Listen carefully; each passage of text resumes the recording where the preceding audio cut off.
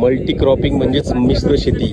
याच्यात ड्रॅगन बघा, ड्रॅगन लावलेलं आहे. ड्रॅगन सोबतच आता हे वरती वाढत जाणार हे असणारे सागाचं पण आहे. त्याच्या सोबतच आहे पेरू, तैवान पिंक पेरू, बरोबर. म्हणजे 3 बघितले आणि हे चौथं जे आहे हे आता कोबीची पण लागवड इथे चालू आहे. म्हणजे एकाच याच्यात बघा किती high density plantation plus multi cropping, म्हणजे वेगवेगळ्या पद्धतीची जी शेती जी आहे ही असं करून जे शेतकरी जे आहेत आपले पवार सर, त्यांचं जी शेती जर बघितली तर अतिशय उत्कृष्ट असं आहे, बरोबर. आणि जिथं जास्त तुम्हाला भाव मिळेल ते ठेवायचं आणि बाकीचं जसं पुढे पुढे आपण जाऊ 2 वर्ष 3 वर्ष 4 वर्ष तसं त्याच्यामधले आपण काही काढून घेणार. अर्थात साग सरळवरती वाढत जाणार आहे, त्याच्यामुळे त्याचा काही प्रॉब्लेम येणार नाहीये, बरोबर.